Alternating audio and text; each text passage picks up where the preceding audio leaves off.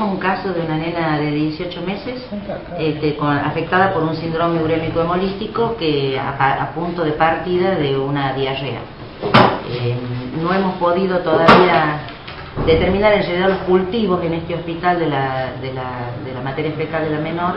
Nos dieron negativo, así que hemos mandado muestras al Malbrán para que hagan estudios de mayor complejidad de materia fecal y de suelo.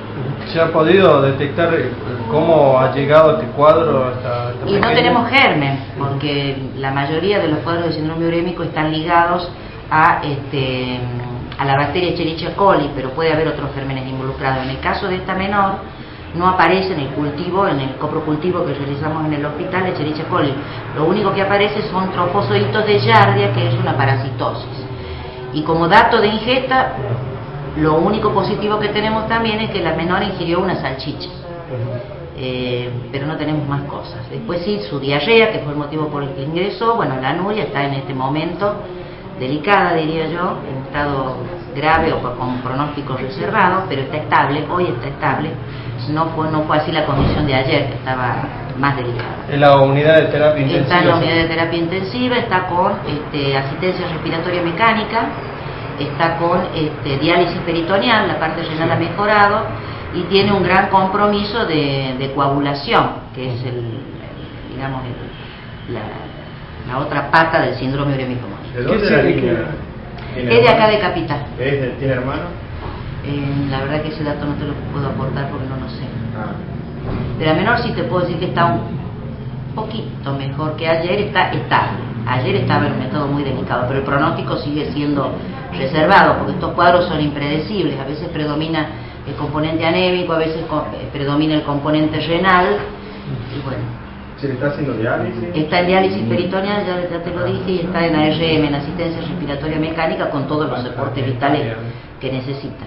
¿Qué secuelas puede traer esto para la menor? Y en general son problemas renales, que hay que seguirlo a largo tiempo, la funcionalidad renal. Bueno, chicos que lo recuperan totalmente y chicos que no lo recuperan. ¿No son comunes estos casos? Antes era mucho más común. Hoy estaba pidiendo las estadísticas y solamente 2 años entre no tenemos registrado. Nosotros teníamos así un promedio mental de entre 4 o 5 casos por año. Pero en realidad el año pasado no hubo ninguno, el anteaño pasado hubo uno, hubo 2 años en que no. 2000, no te sé decir, tengo las cifras, pero hubo un caso que tuvimos 4 casos y el año anterior 5 casos.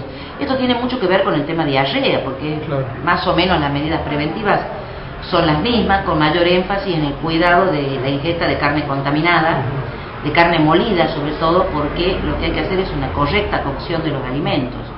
Y por supuesto, además de la correcta cocción, tenés que ir hacia atrás, o sea, las medidas preventivas de manipulación de alimentos, de preparación, del uso famoso de que no sean los mismos cubiertos para la carne cruda, para la carne cocida, no utilizar las mismas tablas, no usar las mismas tablas de madera, no usar las tablas de madera, se prefieren las de plástico porque las de madera son más difíciles de higienizar. No usar el mismo cuchillo, como ya dije, para cortar la carne cruda que el mismo que se utiliza para la carne lavada, para la carne cocida. Hay que lavarlo previamente. Por ejemplo, en la conservación, en la heladera, no se puede tener la carne cruda en los estantes superiores, porque bueno, si gotea puede contaminar las verduras, que en general uno lo pone en los estantes inferiores. O mismo cuando uno compra, va a la feria y hace la compra, no llevar en la misma bolsa la carne cruda, los elementos crudos con los elementos cocidos. Y el doctora, esta la franja, digamos, de edades que tiene generalmente... A cualquier edad el síndrome urémico hemolítico. Lo que pasa es que es más frecuente en los menores. En los menores. Y siempre se dice más frecuente a menor edad. Los lactantes menores de 2 años es como más común, pero puede ser a cualquier edad, no es solamente en la edad pediátrica.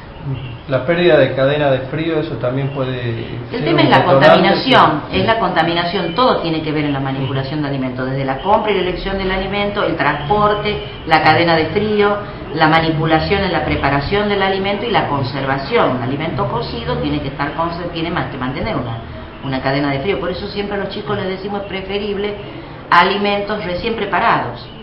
Y el tema esto de la carne, ¿por qué carne picada? Porque cuando uno compra el trozo de carne, la parte externa, está contaminada por distintos gérmenes, entre ellos la Escherichia coli puede ser uno más. Cuando uno la muele y la pica, es como que se mezcla, entonces lo que el interior estaba limpio pasa a estar sucio. ¿Entiendes? ¿Y de qué se pueden llegar a contaminar estas carnes? ¿Cuál es el factor? Y bacterias tenemos en todos lados. ¿Cuáles son los síntomas del síndrome urémico? El síndrome urémico hemolítico son dos componentes. Un componente es el renal, donde por la microangiopatía que se produce, el riñón deja de funcionar en distintos grados. Está la forma más severa, que es anuria, en la cual deja de orinar totalmente, cumple la función de filtrado y depuración que tiene esa es la función que tiene el riñón, se pierde. O sea, ¿qué nivel de pérdida? Depende de la gravedad de la afectación, más leve, más moderado o más grave. Y el otro componente es el componente hemolítico. Produce una microangiopatía donde anemiza, da cuadros de anemia, y esa pequeña microangiopatía que afecta al riñón es lo que da el cuadro renal. Lo que pasa es que tanto uno como otro es anemia, uremia, fallo renal agudo, donde el riñón puede filtrar, pero por ahí no cumple la función depuratoria que tiene. Entonces estos